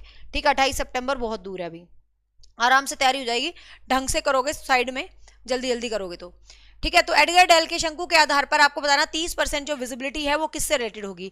तो एडगर डेल की बात करें तो उसने बोला था कि 10% जब आप चीजों को सुनते हो तो 10% होती है। मैं इन शॉर्ट आपको दिखा देती हूँ ये परसेंटेज, ठीक है, फिर आप खुद ही आंसर कर दोगे इस क्वेश्चन का। जब आप चीजों को सुनते हो तो कितना परसेंट होता है भाई, 10%, ठीक है। जब आप चीजों को पढ़ते हो, सॉरी, जब आप चीजों को पढ़ते हो तो एडगर डेल कहता है कि बच्चा सिर्फ 10% ही एक्सपीरियंस करता है जब आप पढ़ते हो सिर्फ। देख लो, ये तुम्हारी जिंदगी में भी काम आने वाली बात है, ठीक है। जब आप सुन रहे हो, मतलब खाली आपने ऐसे रीडिंग ले ली तो समझ लो आपने 10% ही ज्ञान प्राप्त किया है, 10% आपकी सेंसेस सक्रिय हो गया, आपने इतना ही एक्सपीरियंस किया है। फिर जब आप सुन रहे हो तो आपने 20% के अराउंड जो है चीजें ग्रहण करते हो। And view images and watch video, ध्यान से देखिए, 3% है जब आप चीजों को व्यू करते हैं या वॉच करते हैं, मतलब आप जैसे मुझे देख रहे हैं, व्यू कर रहे हैं, तो वॉच करना और व्यू करना के अंदर 30% रहेगा, ठीक है। वॉच करना और व्यू करने के अंदर 30% आपका रहने वाला है, ठीक है। कोई एग्जीबिशंस को अटेंड करते हो, कोई डेमोन्स्ट्रेशन देखते हो, कोई एग्जीबिशंस आप अटेंड कर रहे हो, कोई डेमोस्ट्रेटमेंट एग्जीबिशंस डेमोन्स्ट्रेशंस, तो यहाँ पर 50% आपका जो इंद्रियां हैं वो काम करेंगी। पार्टिसिपेटिंग हैंड एंड वर्कशॉप, जब आप खुद किसी वर्कशॉप में पार्टिसिपेट करते हैं तो 70% काम करती हैं। और जब आप किसी चीज को रियल एक्सपीरियंस करते हैं, खुद करके देखते हैं, प्रत्यक्ष अनुभव करते हैं, तो 90%। 100% तो कभी होता ही नहीं है ना, क्योंकि 2-4% इधर उधर कुछ ना कुछ कमियां रह ही जाती हैं, आपको पता है। 100%, ठीक है, तो 100% चीजें नहीं होती, 1-2% कमी कहीं ना कहीं रह ही जाती है, ठीक है। तो अब हम वॉच कर रहे हैं, तो वॉच कर रहे हैं, यूट्यूब को वॉच किया जाता है, ठीक है। तो यूट्यूब और कुछ गूगल, तो यूट्यूब इसका आंसर रहेगा। तो 30% आपकी प्रतिधारिता होगी, आप मुझे देख रहे हैं, मैंने एग्जाम्पल दे दिया है, ठीक है। 30% यहाँ पर रहेगा। नेक्स्ट है, एडगर डेल के अनुभव शंकु के अनुसार अधिगम में वृद्धि होती है। एडगर डेल कहता है कि आपकी लर्निंग में कब वृद्धि होगी, जब आप नाटकीय अनुभव करेंगे, मतलब आप ड्रामेटाइजेशन करेंगे, आप दृश्य प्रतीक चीजों को आप देखेंगे, ठीक है, और प्रत्यक्ष उद्देश्यपूर्ण बिहेवियर आप करेंगे, या मौखिक प्रतीक। आज ऐप पर यही क्लास पढ़ाई थी, हाँ, तो इसीलिए यही क्वेश्चंस लिए हैं मैंने जान के। नाटकीय अनुभव, दृश्य अनुभव या प्रत्यक्ष अनुद्देश्यपूर्ण अनुभव, ठीक है। तो आपको यहाँ पर ध्यान रखना है, एडगर डेल के अनुभव शंकु के अनुसार आपको पता सबसे ज्यादा जो वृद्धि है, सर्वाधिक जो वृद्धि होती है, तो वो किससे होगी भाई सबसे ज्यादा वृद्धि। तो एडगर डेल ने बोला है कि सबसे ज्यादा जो वृद्धि होती है वो तब होती है जब आप चीजों को लाइव एक्सपीरियंस करते हो, प्रत्यक्ष अनुभव से सीखते हो, करके देखते हो, तो वो आपका सबसे ज्यादा क्या करता है, ऑफिशियल मतलब आपकी नॉलेज के अंदर बढ़ावा करता है, ठीक है। तो आंसर रहेगा 3। नेक्स्ट है, एडगर डेल के श्रव्य दृश्य साधनों के अनुभव शंकु द्वारा किए गए वर्गीकरण का उच्चतम अनुभव कौन सा है, हाईएस्ट लेवल कौन सा है। तो एडगर डेल ने जो अपने 11 लेवल दिए थे, तो आपको पता है 11 जो लेवल इसने दिए हैं, तो सबसे नीचे वाला जो लेवल है वो इसका क्या था भाई, हाईएस्ट लेवल, जो सेम यही था, प्रत्यक्ष रूप से चीजों को सीखना। जब आप प्रत्यक्ष रूप से चीजों को सीखते हैं तो ही वो सीखने का क्या होता है भाई, हाईएस्ट लेवल होता है। नेक्स्ट है, एडगर डेल द्वारा विकसित अनुभव का शंकु किससे संबंधित है। एडगर डेल ने जो कौन एक्सपीरियंस दिया है, तो आपको बताना है कि वो किससे संबंधित है। वो को करिकुलर एक्टिविटीज, पाठ्य सहगामी क्रियाओं से संबंधित है, ज्यामिति मापन की कोई ज्योमेट्री या इसका मापन से संबंधित है, या किसी प्रयोगशाला से संबंधित है, या शिक्षण की सहायक सामग्रियों से उचित प्रयोग से है। तो एडगर डेल का शंकु जो वो टीएलएम से रिलेटेड है। एडगर डेल ने यही बात बोली है कि बच्चे अलग अलग तरीके से अनुभव करते हैं चीजों को, और अलग अलग अनुभव से बच्चे सीखते हैं, जिसमें जितनी ज्यादा हम सक्रिय होते हैं उतना बेटर हम सीखते हैं, ठीक है। 1969 में रिवाइज हुआ था, फाइनल 46 में इसने पहले लिखा, फिर नहीं 49 में लिखा, फिर 1954 में इसने रिवाइज किया, फाइनली एनसीईआरटी ने रिवाइज किया 1969 में। तो आपको एक डेट मेंशन करनी पड़े तो आप 1969 कर देना, ठीक है। नेक्स्ट है, एडगर डेल से ऐसे ही क्वेश्चन बनते हैं। नेक्स्ट है, भाषा अर्जन के संबंध में कौन सा कथन उचित नहीं है। यह कह रहा है कि भाषा अर्जन के संदर्भ में कौन सा कथन उचित नहीं है, नहीं पूछा है इसने, ठीक है। तो भाषा अर्जन क्या होती है, जब आप भाषा को नेचुरली सीख लेते हो, सहज ही सीख लेते हो, तो ये होती है भाषा अर्जन। तो कह रहा है भाषा अर्जन के संदर्भ में कौन सा कथन उचित नहीं है, नहीं पूछा इसने। देखिएगा, सभी बच्चों में भाषा अर्जन की स्वाभाविक क्षमता होती है कि जो सभी स्टूडेंट होते हैं वो नेचुरल होते हैं, मतलब उनके अंदर नेचुरली जो भाषा अर्जन होता है वो सभी स्टूडेंट को नेचुरली आ जाता है। तो बिल्कुल भाई सही है, 100% बच्चा जो है भाषा अर्जन क्या है, स्वाभाविक रूप से सीखता है। ठीक है। अब तुम इस चीज के ऊपर मत दुखी हो, पेपर होगा या नहीं होगा, पेपर होगा या नहीं होगा मैटर नहीं करता, जब होगा आपका सिलेक्शन होना चाहिए, ये चीज मैटर करती है। ठीक है ना। तो सभी बच्चों में भाषा अर्जन की स्वाभाविक क्षमता होती है, बिल्कुल होती है। भाषा अर्जन के लिए नियम सिखाए जाते हैं, अर्जन के लिए कभी नियम नहीं सिखाए जाते, नियम हमेशा अधिगम के लिए सिखाए जाते हैं। ठीक है, अर्जन के लिए नियम नहीं सिखाए जाते, नियम हमेशा अधिगम के लिए सिखाए जाते हैं। भाषा अर्जन को सहज बनाने के लिए समृद्ध भाषिक परिवेश होना चाहिए, बिल्कुल होना चाहिए। जितना अच्छा परिवेश होगा उतना बेटर बच्चा लर्न करेगा। बिना विद्यालय गए भाषा अर्जन होता है, बिल्कुल होता है। भाषा अर्जन तो नेचुरल होता है, एफर्टलेस होता है, अपने आप हो जाता है। अधिग्रहण भी कह सकते हो आप इसको, अर्जन भी कह सकते हो। नेक्स्ट है पठन कौशल से अभिप्राय है, जो आपका पठन कौशल होता है उससे अभिप्राय है। क्या है? लिपि चिन्हों की पहचान करना, कि पढ़ने से लिपियों की पहचान हो जाती है आपको कि ये इस लिपि में लिखा है, इस लिपि में लिखा है। शब्दों को पढ़ना, पढ़ने से आपको शब्द पढ़ने आते हैं। वाक्यों को पढ़ना, आपको वाक्य पढ़ने आ जाते हैं। या पढ़कर समझना, ये कह रहा है पठन कौशल क्या होता है, मतलब पठन स्किल आपसे पूछा है कि पठन का स्किल क्या होता है, पठन का कौशल क्या होता है। तो पठन कौशल क्या होता है, सोचो, पढ़कर चीजों को समझना, डेट इज पठन कौशल। ठीक है, तो ये मत सोचना कि शब्दों को पढ़ना। अब देखो कुछ बच्चे कह रहे हैं शब्दों को पढ़ना ही पठन होता है।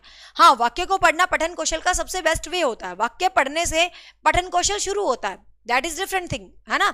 लेकिन ये तो सिंपल पूछ रहा है कि पठन कौशल होता क्या है, तो इतना क्यों कंफ्यूज हो रहे हो। पठन कौशल क्या होता है? पढ़कर समझना, चीजों को पढ़ना, एनालिसिस करना, अंडर वो करना, तो यही क्या होता है, पठन कौशल होता है। ठीक है, तो आंसर रहेगा 4। नेक्स्ट देखिएगा,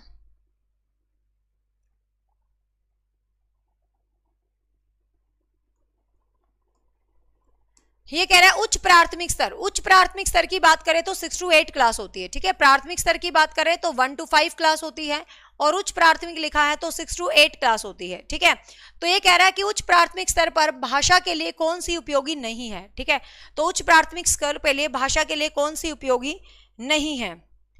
सब नोटिफिकेशन आता है, जो लड़की बोल रही है कि मेरे को नोटिफिकेशन नहीं आता पेड कोर्स की क्लास का, हर बच्चे को नोटिफिकेशन आता है और टाइम टेबल फिक्स है।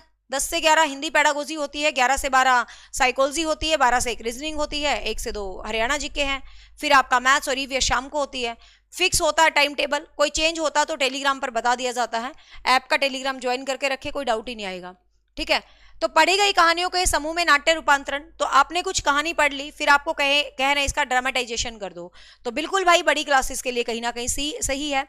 विज्ञापन, पोस्टर, साइन बोर्ड और भाषा के अन्य उपयोगों का विश्लेषण करना, कि कोई विज्ञापन है, कोई साइन बोर्ड है, तो बच्चों को कहा जाए इसका विश्लेषण करो, तो बिल्कुल ऐसे करता है बच्चा। मुहावरों का अर्थ लिखकर वाक्य बनाना, कि ये मुहावरा है अंधे की लकड़ी एकमात्र सहारा, और आप इसका मतलब अर्थ निकालो। सूचना डायरी, विज्ञापन लेखन करना, बिल्कुल ठीक है। ये मुहावरों का अर्थ तो छोटी क्लास का बच्चा लिखेगा, 6 to 8 के बच्चे को जरूरत नहीं है मुहावरों का अर्थ लिखने का। ठीक है, तो मुहावरों का अर्थ लिखने का 6 to 8 के बच्चे को जरूरत नहीं है। ठीक है, तो आंसर रहेगा 3। अकेडमी पर कॉल नहीं रिसीव होती तो कॉल बैक आ जाएगा। नेक्स्ट देखिएगा, व्याकरण शिक्षण की अपेक्षाकृत बेहतर विधि होती है। इस क्वेश्चन को ध्यान से समझना। अब ये जो क्वेश्चन है ये पीआरटी के एग्जाम में आया था, क्वेश्चन को समझना। यही क्वेश्चन यदि टीजीटी के एग्जाम में आता है, यही क्वेश्चन टीजीटी के एग्जाम में आता है, तो व्याकरण शिक्षण की विधि मानी जाती है निगमन विधि। ठीक है, ये क्वेश्चन यदि टीजीटी के एग्जाम में आता है तो व्याकरण शिक्षण की जो विधि है वो कौन सी मानी जाती है भाई, वो निगमन विधि मानी जाती है। ठीक है, बट पीआरटी की बात करें तो पीआरटी में जो व्याकरण शिक्षण की बेस्ट विधि होती है तो वो कौन सी होती है भाई, आगमन विधि, इंडक्टिव मेथड। मतलब जो चीजें आपको पता है ज्ञात से अज्ञात की ओर चलती है, तो जो चीजें आपको पता है उनसे जो चीजें आपको नहीं पता उनकी ओर चलती है, तो वो होती है आगमन विधि। ठीक है, तो वो कौन सी होती है, आगमन विधि होती है, आपको ध्यान रखना है। सूत्र विधि, पुस्तक विधि, निगमन विधि। तो यदि वो टीजीटी लेवल पर पूछ रहा है ये क्वेश्चन को, आप टीजीटी का पेपर दे रहे हो और फिर ये क्वेश्चन आ रहा है तो आप आंसर करोगे निगमन विधि। लेकिन आप पीआरटी का पेपर दे रहे हो, ये क्वेश्चन आपके सामने आ रहा है तो आप करोगे आगमन विधि। ठीक है, तो इस पर्टिकुलर क्वेश्चन को आप दोनों ही आंसर है, बट पीआरटी के हिसाब से हरियाणा स्क्रीनिंग है तो 1 रहेगा आंसर। हाँ, टीजीटी पीजीटी एस्टेट में आता है तो 2 रहेगा आंसर। नेक्स्ट है 8वीं कक्षा में पढ़ने वाला आदित्य कागज पर लिखते समय बाएं हाथ को बढ़ाता चला जाता है। मतलब एक आदित्य नाम का स्टूडेंट है, वो कागज पर लिख रहा है और वो बढ़ाता जा रहा है, बढ़ाता जा रहा है, बढ़ाता जा रहा है हाशिए को, मतलब डंडे को, लाइन को, तो वो क्या है, मतलब उस बच्चे को क्या ही दिक्कत है? तो उस बच्चा का भाषा में पिछड़ापन है, मतलब वो भाषा में बैकवर्ड है, पिछड़ा हुआ है वो। उसको डिसलेक्सिया है, डिसलेक्सिया पढ़ने संबंधी डिसेबिलिटी होती है। उसको लेखन में पिछड़ापन है या डिस्ग्राफिया है, तो आप ये नहीं कहेंगे लेखन में पिछड़ापन है, आप इसको सिस्टमैटिक वर्ड में यूज करेंगे कि डिस्ग्राफिया है, वो लिख नहीं पा रहा है प्रॉपर, लाइन टेढ़ी मेढ़ी कर रहा है, तो लिखने में कोई इशू है, तो दिस इज कॉल्ड डिस्ग्राफिया। ठीक है, तो इसको आप बोलेंगे सीधा सीधा डिस्ग्राफिया।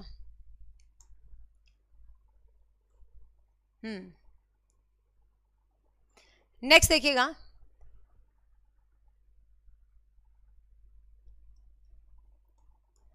भाषा संबंधी मूल्यांकन में, कि भाषा से संबंधित आप इवैल्यूएशन करना है आपको बच्चों का, तो उसमें क्या जरूरी है? पाठ्यक्रम विशेष की भाषा का ही मूल्यांकन करना चाहिए, जो विशेष पाठ्यक्रम होता है उसी का ही मूल्यांकन करना चाहिए। ठीक है, पाठ्यक्रम विशेष की भाषा का मूल्यांकन करना चाहिए, मतलब जो आपका पाठ्यक्रम है उसकी भाषा को आप इवेल्युएट करो। बच्चों की भाषा संबंधी क्षमता का मूल्यांकन करना चाहिए। ये कह रहा है भाषा संबंधी मूल्यांकन कैसा होता है? भाषा की कक्षा है, लैंग्वेज की क्लास है, हिंदी भाषा की कक्षा है, तो उसके अंदर आपको इवेल्युएशन करना है। ठीक है, तो कैसे करोगे भाई? पाठ्यक्रम विशेष से इवेल्युएशन करोगे। बच्चों का भाषा प्रयोग संबंधी क्षमता से आप इवेल्युएशन करोगे कि भाषा का प्रयोग और उसकी क्षमता से संबंधित। बच्चों के भाषिक नियम संबंधी ज्ञान का मूल्यांकन करोगे कि बच्चों के जो भाषा के नियम होते हैं उनका आप मूल्यांकन करोगे, या पाठ्यक्रम में जो उपलब्धि है, जो अचीवमेंट है कुछ खास है, उनका मूल्यांकन करेंगे।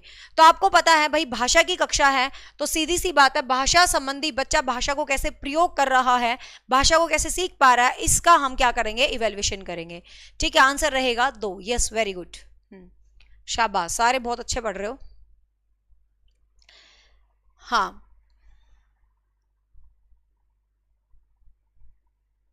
नेक्स्ट देखिएगा, वीक में 1 से 2 दिन पेडागोजी रखेंगे, बाकी 3 दिन तो सीडीपी ही रखेंगे। नेक्स्ट है तपस्या 7वीं कक्षा में विभिन्न संदर्भों में। ये क्वेश्चन अच्छा है, ध्यान से देखिएगा, आंसर करना। तपस्या नाम की लड़की है, 7वीं कक्षा में पढ़ रही है वो, ठीक है ना, 7वीं कक्षा की छात्र है वो, ध्यान रखना। विभिन्न संदर्भों में वो कह रही है पृथ्वी होती है, डिफरेंट डिफरेंट संदर्भ में। विभिन्न संदर्भ मतलब वो वाक्य के रूप में, पर्यायवाची के रूप में, शब्द भंडार के रूप में, डिफरेंट डिफरेंट संदर्भ में यूज कर रही है कि पृथ्वी वसुधा भी हो सकती है, पृथ्वी भूमि भी हो सकती है, और शब्दों के प्रयोग की तरफ बच्चों का ध्यान आकर्षित करती है कि शब्दों को मैं अलग अलग तरीके से कैसे प्रयोग कर रही हूँ, तो वो ध्यान आकर्षित करती है बच्चों का। ठीक है, तो ऐसे में उसका क्या उद्देश्य है, मतलब ऐसे में वो क्या कर रही है, इस तरीके से ध्यान आकर्षित करके वो क्या करती है। ठीक है, हाँ, कमेंट में देख रही हूँ, लास्ट में रिप्लाई करूंगी, पहले पढ़ लो। तो वो इस तरीके से क्या कर रही है देखते हैं। अब वो पर्यायवाची शब्दों को समझा रही है,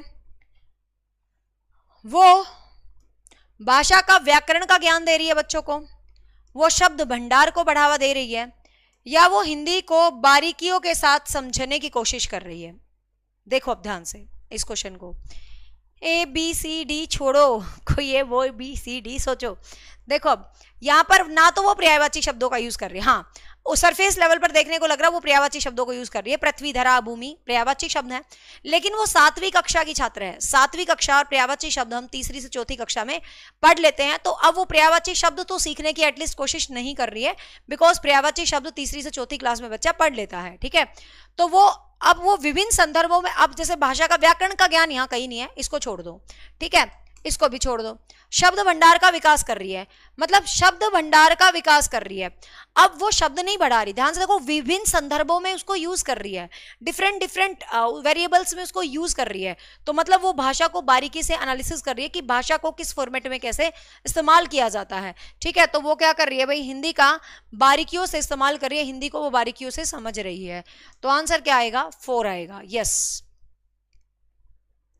नेक्स्ट है एक बालक व्याख्या सुनकर और दूसरा पढ़कर जानकारी एकत्रित करता है। मतलब एक बच्चा तो ऐसा है जो एक्सप्लेनेशन को सुनकर जानकारी इकट्ठा कर रहा है, एक बच्चा ऐसा है जो पढ़कर जानकारी को इकट्ठा कर रहा है। ठीक है, मतलब एक बच्चा तो सुनकर इकट्ठा कर रहा है और एक बच्चा पढ़कर इकट्ठा कर रहा है, तो वो कौन से भाषा को यूज कर रहे हैं, कौन से स्किल को यूज कर रहे हैं। ठीक है, हाँ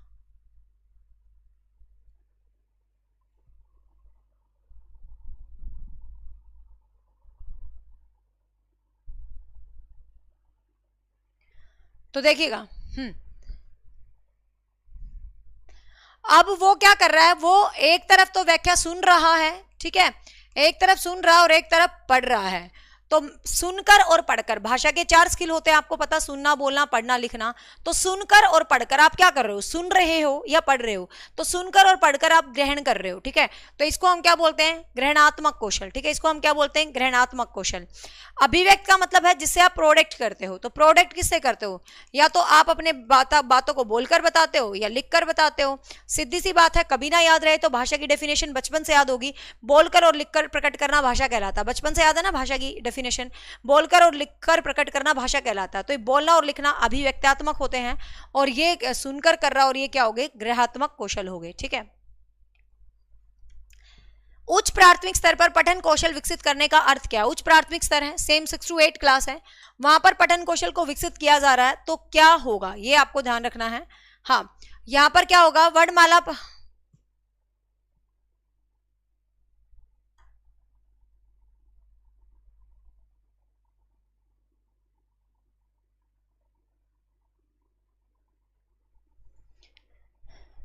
जेएस ट्यूशंस जीरो नॉलेज है, कोई दिक्कत नहीं, आप चैनल से जुड़िए, आपको एस्टेट में हीरो बना देंगे, ठीक है।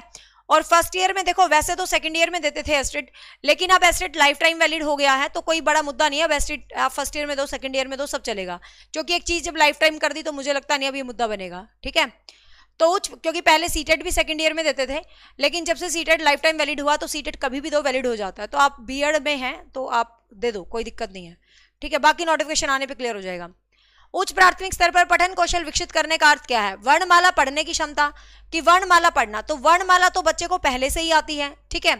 कठिन वर्तनी पढ़ने की क्षमता, मतलब मुश्किल वर्तनी को, आप मुश्किल मुश्किल शब्दों को पढ़ रहे हो। उपरोक्त सभी या पढ़कर समझने की क्षमता का विकास करना, तो देखो बच्चा बड़ी क्लास में है, ठीक है, बड़ी क्लास में है, तो वर्णमाला पढ़ने की क्षमता तो उसको आ चुकी है 7वीं तक, वो सीख चुका है 8वीं तक। कठिन वर्तनी पढ़ने की क्षमता भी 8वीं क्लास तक बच्चे को आ ही जाती है, ठीक है, तो ये तो नहीं होंगे। पढ़कर समझने की क्षमता, अब बच्चा जब बड़ी क्लास में हो जाता है तो वो हमेशा अंडरस्टैंडिंग विकसित करता है कि इस चीज का अर्थ क्या निकलेगा, मुझे उस पर काम करना है, ठीक है। तो आंसर रहेगा 4। नेक्स्ट है, पत्नी कहती है जल्दी करो हमें देर हो जाएगी सहकर्मी से, तो सहकर्मी कहता है जाने का समय हो गया है, हमें बैठक के लिए देर हो जाएगी। फिर वरिष्ठ आपका मैनेजर XYZ जो भी है वो कहता है महोदय शाम के 4 बज गए हैं, बैठक 4:15 बजे थी, अब हमें चलना नहीं चाहिए। तो ये कुछ कन्वर्सेशन है, तो ये किस प्रकार की कन्वर्सेशन हो रही है, ये भाषा की, ये किस प्रकार का लैंग्वेज है, ठीक है।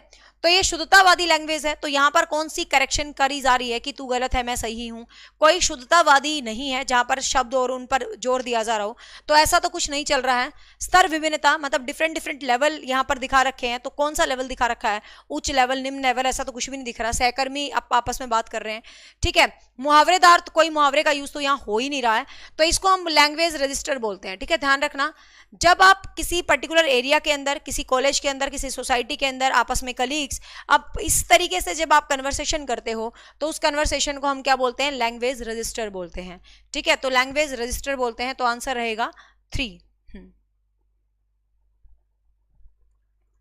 नेक्स्ट है, समग्र भाषा से तात्पर्य है, समग्र भाषा से तात्पर्य है मतलब क्या तात्पर्य होता है, ठीक है।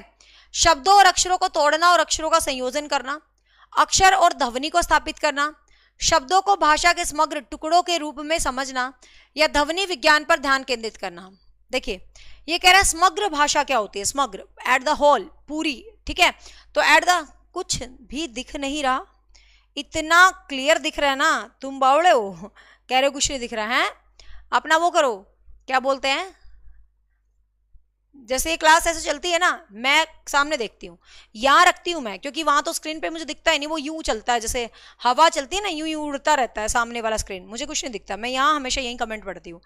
इतना तो क्लियर दिख रहा है सब कुछ। यदि आपको कभी भी क्लैरिटी का इशू आता ना, तो अपने फोन पे जा करो, यहाँ सेटिंग पे जाओ और यहाँ पर देखो क्वालिटी, ये तो 360 पिक्सल है जो इतना क्लियर दिख रहा है, क्वालिटी पे जाके हायर पिक्चर क्वालिटी कर लो, ये देखो चमक गया, इतना सुंदर लग रही हूँ मैं अब चमकने के बाद, है देख लो, बढ़िया हो गया ना। तो ऐसा चमका के देखा करो HD में, ताकि मैडम भी अच्छी लगे और क्लास भी अच्छी लगे, है 360 की क्वालिटी में देखते हो। हाँ देखो, अब आजकल वो वाला इश्यू तो किसी के घर होता नहीं, नेट वाला, वाईफाई होगा सबके घर, तो कोई दिक्कत नहीं है। अब देखिएगा, शब्दों को अक्षरों में तोड़ना और अक्षरों का संयोजन करना, तोड़ना संयोजन करना कुछ जरूरी नहीं है, ठीक है।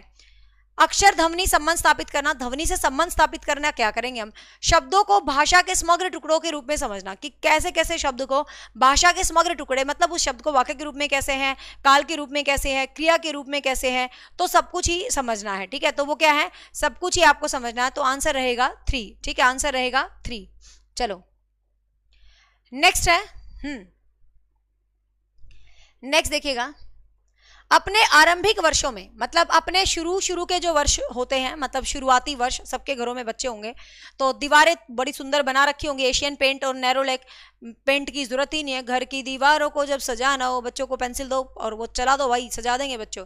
तो बच्चे जब आरंभिक वर्षों में दीवार, फर्श, कॉपी, पुस्तिका पर आड़ी तिरछी रेखाएं बना देते हैं तो भाषा सीखते रहते हैं। तो ये भाषा सीखने की कौन सी अवस्था होती है, तो ये स्क्रिबलिंग होती है, ये प्रारंभिक साक्षरता होती है, ये लेखन कौशल होता है उसका कि वो लेखन का कौशल कर रहा है, या ये ग्राफिक डिजाइन्स होता है। ठीक है, तो आड़ी तिरछी जो ये बच्चा लाइन चलाता है ना, आड़ी लाइन चला दी, तिरछी लाइन चला दी, ऐसी लाइन चला दी, वो लाइन चला दी, तो इनको हम क्या बोलते हैं, इनको हम स्क्रिबलिंग बोलते हैं। ठीक है, इनको हम क्या बोलते हैं, ग्राफिक डिजाइन नहीं है, वो कोई डिजाइनर नहीं हो गया कि वो ग्राफिक का डिजाइन कर रहा है, तो वो कोई ग्राफिक डिजाइनर नहीं हुआ। ठीक है, लेखन कौशल भी यहाँ पर बहुत विकसित नहीं कर रहा है। अब ध्यान से इस चीज को सुनिएगा और समझिएगा इस क्वेश्चन को। देखो वैसे तो ये स्क्रिबलिंग होता है सीडीपी की लैंग्वेज में, ठीक है, सीडीपी की लैंग्वेज में हम इसको स्क्रिबलिंग बोलते हैं, लेकिन यहाँ पर भाषा कक्षा की बात चल रही है कि भाषा कक्षा के अंदर बच्चा है, तो वैसे भाषा कक्षा में हम इसको प्रारंभिक साक्षरता भी कह सकते हैं कि बच्चा प्रारंभिक भाषा को सीखने की कोशिश कर रहा है, दीवारों पर लिख रहा है, फर्श पर लिख रहा है, तो प्रारंभिक भाषा को सीखने की कोशिश कर रहा है। बट सीडीपी के हिसाब से ही पेडागोजी को चलाएंगे तो आप इसको स्क्रिबलिंग के अंदर लेके जा सकते हो। ठीक है, तो आंसर रहेगा 1। नहीं भाई, हिंदी पेडागोजी में तुम इसको स्क्रिबलिंग में नहीं लेके जाओगे। सुनो, ये हिंदी पेडागोजी पढ़ रहे हैं हम, सीडीपी का अलग कंसेप्ट रहता है। हिंदी में वो भाषा की, मतलब वो दीवारों पर लिख रहा है, भाषा सीखने की कौन सी अवस्था है, प्रारंभिक साक्षरता इज नॉट द अवस्था। हाँ, फिर वो भी बात है, ये अवस्था के अंदर नहीं आता, स्क्रिबलिंग पे ही जाना। ठीक है, सॉरी, स्क्रिबलिंग ही करना, क्योंकि प्रारंभिक साक्षरता इज नॉट एनी अवस्था इन सीडीपी एंड हिंदी। ठीक है, तो 1 ही रहेगा आंसर, स्क्रिबलिंग रहेगा। नेक्स्ट है, लिखना सिखाने से पूर्व बालकों को चित्रकला सिखाना चाहते हो तो क्योंकि अक्षर भी चित्र ही होते हैं, मतलब लिखना सिखाने से पहले आप बच्चों को चित्र सिखाना चाहते हो तो क्या करोगे, क्योंकि अक्षर भी एक चित्र ही होते हैं, तो ये क्या होते हैं। ठीक है, तो ये स्टेटमेंट किसने बोली है, तो सिंपल सा याद है, इसको याद रखना। तो इस स्टेटमेंट को हम क्या, ये स्टेटमेंट किसने दी है, महात्मा गांधी। महात्मा गांधी का वर्ड था कि सभी अक्षर एक चित्र होते हैं। ठीक है ना, तो बच्चों को चित्र दिखाओ, क्योंकि आप चित्र दिखाओगे वो बोलेगा कि ये फोटो इस चीज की है और वो अक्षर उसको आ जाएगा एज इट इज। ठीक है, नेक्स्ट देखिएगा, 6 साल का एक बच्चा मातृभाषा के साथ परिवेश में बोले जाने वाली अन्य भाषाओं का भी प्रयोग करता है, उसकी माता इसका अनुकरण मानती है, वह किस मनोवैज्ञानिक को समर्थन करती है। ध्यान से देखिएगा कि 6 साल का बच्चा है, उसको बेचारे को मातृभाषा, अपनी भाषा तो आती है, साथ में वो परिवेश में, मतलब जो उसके आसपास के वातावरण में बोली जा रही है, वो उस भाषा को भी प्रयोग कर रहा है, तो उसकी माता कौन से मनोवैज्ञानिक को बोलती है कि भाई मेरा बेटा तो इस मनोवैज्ञानिक से इंस्पायर्ड है। ठीक है, तो आपको वो बताना है कौन सा मनोवैज्ञानिक है। तो देखिएगा, बीएफ स्किनर है, चोमस्की है, वाइगोस्की है या प्याजे है। तो आपको ध्यान रखना है, जो बंदा ये बोलता है ना कि भाषा एनवायरमेंट से आती है, अपने आसपास के वातावरण से आती है, तो वो है बीएफ स्किनर। ठीक है, याद रखना चारों की बातें। बीएफ स्किनर क्या कहता है, बीएफ स्किनर कहता है कि भाषा एनवायरमेंट से आती है, आपका जैसा एनवायरमेंट है वैसे ही आपको भाषा आ जाएगी। आप हरियाणा में रहते हो, आपको हरियाणी आ जाएगी, आप चीन में जाओगे शाऊ शाऊ चाऊ चाऊ आ जाएगी, आप अमेरिका में जाओगे तो हाँ गाइस, आप ब्रिटेन में जाओगे तो मतलब जहां भी जाओगे और वहीं की भाषा आपको आ जाएगी, क्योंकि भाषा का असर एनवायरमेंट से होता है। ठीक है, नोम चोम्स्की तो कहता है कि भाषा जन्मजात होती है, बच्चा तो भाषा के साथ ही पैदा होता है, भाषा की व्याकरण उसके अंदर जन्मजात होती है, जिसको उसने लैंग्वेज एक्विजिशन डिवाइस का नाम दिया है। वाइगोस्की कहता है भाषा तो सामाजिक संपर्क से आती है, सोशल इंटरेक्शन से आती है। प्याजे कहता है वो भाषा तो अपने और विचारों के साथ ही अंत संबंध क्रिया करने से ही आ जाती है, भाषा हम खुद से ही सीख जाते हैं। ठीक है, तो इन चारों को वैसे डिटेल में पढ़ाऊंगी लैंग्वेज थ्योरी के अंदर, तो ये आपको ध्यान रखना है कि उसकी मम्मी कहती है भाई मेरा बेटा तो स्किनर बनेगा, तो आंसर रहेगा 1। नेक्स्ट है, बच्चे प्रारंभ में, मतलब बच्चे शुरू में उनको एक भाषिक होते हैं, मतलब उनको एक ही भाषा आती है शुरू में, या द्विभाषी, मतलब उनको 2 भाषाएं आती हैं शुरू में, या बहुभाषिक। मैंने हंसी वाला क्या पॉइंट बोला जो तुम हंसे हैं? ठीक है, फिर द्विभाषिक होते हैं, मतलब दो भाषा उसके अंदर आ जाती है बच्चों को, ठीक है। बहुभाषिक होते हैं, तो बच्चे कौन सा होते हैं भाई, बहुभाषी होते हैं, ठीक है। ध्यान रखना, कहीं सोचो यार बच्चा अब तो पैदा होएगा तो आप कहोगे यार बच्चा तो पैदा होगा वो तो हिंदी के साथ पैदा होगा, क्यों, कोई अंग्रेज की औलाद है वो अंग्रेजी के साथ भी पैदा हो गया, उसकी दादी हिंदी है तो हिंदी के साथ भी पैदा हो गया। ध्यान रखना बच्चे बहुभाषिक होते हैं, कहीं ये मत सोचना कि उस बेचारे को एक ही भाषा आती है, दो ही भाषा आती है, ठीक है। तो बहुभाषिक होते हैं बच्चे, क्लियर। नेक्स्ट है भाषाई कौशलों, सुनना, बोलना, पढ़ना, लिखना का विकास किस कक्षा तक हो जाना चाहिए, मतलब लैंग्वेज स्किल्स किस कक्षा तक आ जाने चाहिए बच्चों को, भाषा विकास मतलब किस क्लास तक बच्चों का हो जाना चाहिए, ठीक है। तो भाषा विकास किस क्लास तक हो जाना चाहिए भाई, क्लास 3rd तक। जो FLN है, फाउंडेशन लिटरेसी न्यूमेरेसी पर काम करता है, सेम FLN का कॉन्सेप्ट इसी से निकला है, फाउंडेशन लिटरेसी न्यूमेरेसी, ठीक है। तो क्लास 3rd तक के बच्चों को सारी चीजें आ जानी चाहिए, चाहे वो भाषा है, चाहे वो अक्षर ज्ञान है, चाहे वो लैंग्वेज के कौशल है, मतलब सुनना, बोलना, पढ़ना, लिखना आ जाना चाहिए उसको, ठीक है। चाहे वो गणितीय ज्ञान है तो उसको कक्षा 3rd तक ये चीजें आ जानी चाहिए, ठीक है। नेक्स्ट है डैश में अप्रत्यक्ष रूप से भाषा सीखी जाती है, मतलब डायरेक्ट भाषा नहीं आती, ऑटोमेटिक डायरेक्टली भाषा नहीं आ जाती, थोड़ा एफर्ट लगाकर प्रत्यक्ष रूप से भाषा को सीखते हैं। तो किस में सीखते हैं कि भाई भाषा अधिगम में, ठीक है। भाषा अधिगम में हम अप्रत्यक्ष सीखते हैं, अप्रत्यक्ष का मतलब इनडायरेक्ट वे से, चीजों के माध्यम से। प्रत्यक्ष का मतलब क्या होता है, जो चीज आपके सामने आ रही है ऑटोमेटिक आप सीखते जा रहे हो, तो वो तो भाषा अर्जन हो गया, ठीक है। तो अप्रत्यक्ष का मतलब इनडायरेक्ट मोड में, किसी मेथड में, किसी तरीके से आप भाषा को सीख रहे हो, तो वो किसके अंदर होता है भाई, भाषा अधिगम के अंदर, ठीक है। भाषा अधिगम हमेशा एफर्ट से आती है और भाषा अर्जन हमेशा नेचुरल होता है, आसपास के एनवायरनमेंट से वैसे ही आ जाता है। सिर्फ एक बंदा है जो कहता है कि दूसरी लैंग्वेज भी आपको अर्जन से आ सकती है, तो वो है कौन, स्टीफन क्रेशन, ठीक है।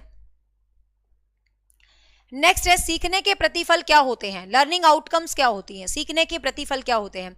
वे दक्षताएं जिन्हें शिक्षार्थी द्वारा किसी पाठ्यक्रम के अंत में प्राप्त कर लेना चाहिए और प्रदर्शित करना चाहिए, मतलब एक लेसन है उसके अंत में आपको प्रदर्शित करना चाहिए। हाँ, मारिया मॉन्टेसरी ने LSRW का जो लास्ट 2 था वो अपोजिट कर दिया था, LSWR कर दिया था मारिया मॉन्टेसरी ने, क्योंकि उसने मंदबुद्धि बच्चों के लिए काम किया था। और ये कहते हैं मंदबुद्धि बच्चे थोड़ा सा ये लिखना और पढ़ना, तो ये दो अपोजिट हो जाते हैं, ठीक है। तो मारिया मॉन्टेसरी का भी सेम था। तो सीखने के प्रतिफल क्या होते हैं, वे दक्षताएं जिन्हें शिक्षार्थी द्वारा किसी पाठ्यक्रम के अंत में प्राप्त कर लेना, अंत में प्रदर्शित किया जाता है। भाषा शिक्षण के उद्देश्य जो भाषा को वर्णित करते हैं। तो आउटकम्स का मतलब क्या होता है सॉरी, लर्निंग आउटकम्स मतलब लर्न करके आपकी क्या आउटकम आई, क्या प्रतिफल आया, क्या आपने सीखा, दैट इज लर्निंग आउटकम्स, ठीक है। अध्ययन के दौरान नहीं होती लर्निंग आउटकम्स, वे प्रक्रियाएं जिसमें शिक्षार्थी प्रदर्शन करता नहीं होता। लर्निंग आउटकम्स ये होती है भाई आपने क्या सीखा है, आपके पाठ्यक्रम के अंत में वो चीज आपका बाहर निकालते हैं, ठीक है। तो ये आपको ध्यान रखना, ये क्या होती है, लर्निंग आउटकम्स होती है, ठीक है भाई। तो ये थे आज के क्वेश्चन एंड होप सो अब इन क्वेश्चंस में आपको क्लैरिटी आ गई होगी कि अब तक तुमने कंटेंट में कैसे क्या पढ़ा था, ठीक है। हाँ, तो ये थे आज के हिंदी पेडागोजी के कुछ महत्वपूर्ण क्वेश्चन। कल या तो इंग्लिश के करेंगे या CDP के करेंगे या हिंदी के ही करेंगे, ठीक है, देख लेंगे। चलो ठीक है भाई, तो आज के लिए इतना ही काफी है। कल मिलते हैं किसी बढ़िया सी क्लास के साथ अलग से। कल पूरी स्ट्रेटजी बनाई जाएगी 28 सितंबर तक का, उस स्ट्रेटजी पे तुम काम करोगे तो काफी हद तक अच्छा परफॉर्म कर पाओगे। या अभी बना दूं, कल बनाएंगे, ठीक है। EVS की क्लास आज बीच में सर के PC में कुछ दिक्कत आ गई थी और चली तो थी EVS की क्लास, बट सर का बाद में मैसेज आया था, आपको सर ने बोल दिया होगा। तो EVS की क्लास मत ढूंढो, आज सेव नहीं मिलेगी क्योंकि वो मैंने डिलीट ही कर दी जब वो खराब हो गई थी, तो ठीक है। अब कुछ चीज़ें एकदम हो जाती हैं, उन पे किसी का हाथ नहीं होता है। तो सर का PC में पता नहीं क्या ही हो गया, वो क्लास चली बीच में बंद हो गई थी। बाकी सारी क्लास हुई थी, सारी क्लास सेव है, ठीक है। EVS की नहीं हुई थी, वो दिक्कत आ गई थी, ठीक है। चलो बाय बाय, टेक केयर। बच्चे ना बाद में आते हैं जब क्लास खत्म होने वाली होती है, जब क्लास शुरू करते हैं तब कहाँ गायब होते हो। राइट 9 बजे आ जाया करो, 9 बजे आ जाती हूँ मैं। वैसे क्लास मंडे टू फ्राइडे ही होती है अपनी, लेकिन पेपर का जोर देखते हुए मैं देखती हूँ सैटरडे को भी मूड बनाती हूँ। बस क्लास वैसे मंडे टू फ्राइडे होती है अपनी लाइव, ठीक है। तो कल डिस्कस करेंगे PRT की स्ट्रेटजी बढ़िया वाले तरीके से, 28 डेज में क्या करोगे तुम, ठीक है, साथ में 10 दिन ये। चलो बाय बाय।